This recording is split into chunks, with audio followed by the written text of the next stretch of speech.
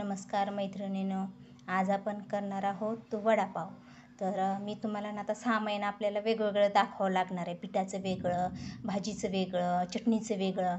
तर म्हणलं मग चला आता वेगवेगळंच दाखवावं. आता सुरुवातीला आपल्याला काय करायचं आहे, आता ह्या मिक्सरच्या भांड्यात ना अद्रक स्वच्छ धुवून कट करून घेतला आहे, मिरची स्वच्छ धुवून कट करून घेतली आणि लसूण सोलून घेतला आहे. तर याची ना आपण अगोदर पेस्ट बनवून घेऊया. नमस्कार मैत्रिणींनो, आज आपण करणार आहोत वडापाव. तर त्यासाठी ना मी इथं हे बेसन पीठ घेतले. आपले बटाटे ना उकडून मॅश करून घेतले. तुम्ही त्याची साल काढून असे ना सुरीने नाही कट करायचं, हातानेच असं मॅश करायचे. थोडे मोठे मोठे चंक्स राहून द्यायचे. आणि इथे ना मी आपलं लसण, अद्रक आणि हिरवी मिरची मिक्सरवर बारीक करून घेतली. आणि ती जिरे, धनेपूड, हिंग, कोथिंबीर, हळद, मोहरी, मीठ, पाणी आणि कढईत तेल ठेवले. आता ना आपण आधी भाजी करून घेऊ.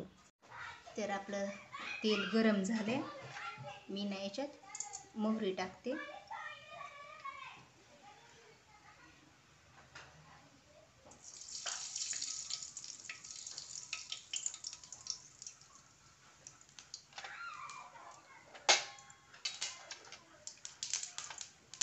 मोहरी तडतडली, जिरे टाकते. जिरे तडतडले की आपली जी हिरवी मिरचीचं वाटण आहे ना ते टाकते.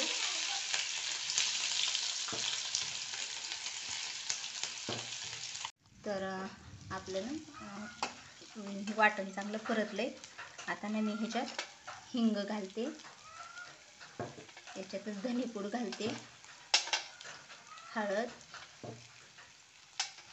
मीठ हे चांगलं मिक्स करते. आपला गॅस कमी करते आणि आपली हे बटाटा जे आहे ना हे बटाटा टाकते आणि ह्याला चांगलं मिक्स करते. आणि कोथिंबीर टाकते. ह्याला गॅस बंद केला आहे मी आता आणि ह्याला चांगलं मॅश असं मिक्स करून घेते ह्याला. आणि आपली भाजी ना थंड करायला ठेवते. तोपर्यंत आपण पीठ घेऊ मळायला.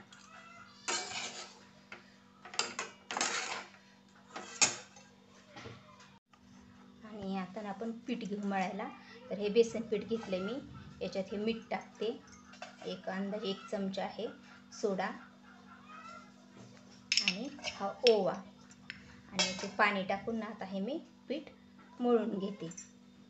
तर आपलं पीठ ना मी मळून घेतले. आपलं पीठ ना घट्ट पातळ ना असं पाहिजे, म्हणजे असं वरी आपण हात उचलला तरी असं खाली पडावं, असं म्हणजे आपल्या वड्याला पीठ आपलं चांगलं कोटिंग होतं त्याचं. आता ना आपण भाजीचे गोळे करून घेऊ. आपलं तेल गरम झालंय. मी आपल्या भाजीचे ना असे गोळे करून घेतलेत. आपले तुम्हाला हवे तसे लहान मोठे तुम्ही करून घेऊ शकता. आणि आता आपलं तेल गरम झालं की नाही ते पाहायला मी ह्याच्यात थोडं सोडते. असं बुडबुडे आले की आपलं तेल गरम झालं म्हणून समजायचं. आणि आता ना मी ह्याच्यात असे एक एक एक एक वडे सोडून तळून घेते.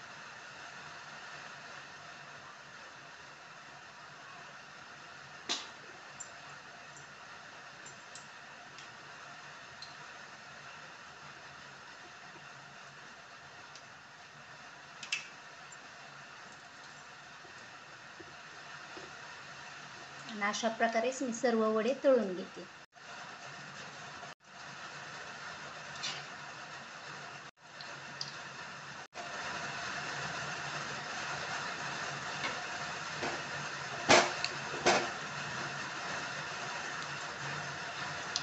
अशा प्रकारे आपण सगळे वडे तळून घेतले. आता वड्याबरोबर जी चटणी असते का लाल, त्याच्यासाठी ना आपण असं ही करून घेऊ. असे छोटे छोटे भजे तळून घेऊ.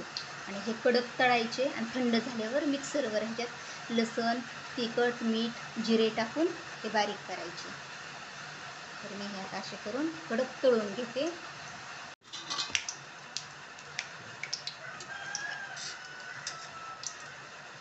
आता आपण हे थंड करू आणि थंड झाल्यासच ह्याला मिक्सरवर फिरू. आणि हे लाल वड्याबरोबर खायची लाल चटणीसाठी आपण हे तयार केले. आता वड्याबरोबर खाण्यासाठी ना आपण जे आपली हिरवी मिरची असते ना, त्या हिरव्या मिरचीला असे चिरा देऊन घेतल्या त्यात. आता तेलात टाकल्यानंतर त्या फुटून आपल्या अंगावर येऊ नये म्हणून आता ह्या स्वच्छ धुवून त्याला फोडून घेतल्या त्या. आणि हे टाकलं की मी लगेच गॅस बंद करते.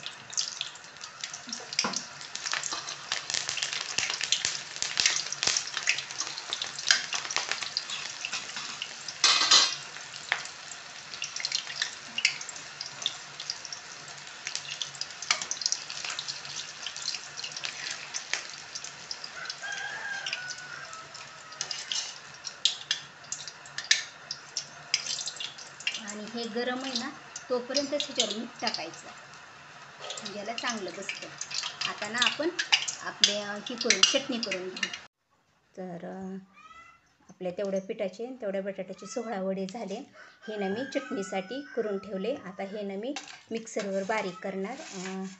हे आपलं छोटे छोटे भजे, लसण, जिरी, तिखट आणि मीठ हे मिक्सरवर फिरवून घेणार. म्हणजे आपली वड्याबरोबर खाल्ली जाणारी लाल चटणी तयार होती.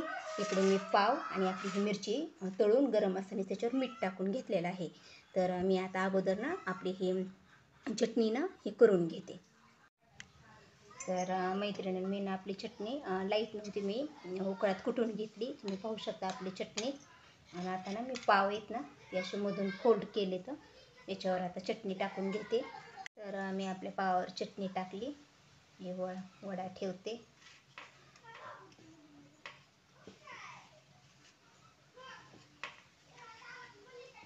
ही मिरची. तर कसा वाटला तुम्हाला माझा वडापाव नक्की सांगा. आवडला असेल तर लाईक करा, शेअर करा आणि कमेंटमध्ये सांगा. आणि ज्यांनी सबस्क्राईब केलं नाही ना त्यांनी सबस्क्राईब करा. आणि तुम्ही पण अशा प्रकारे वडापाव नक्की करून पहा. बाय.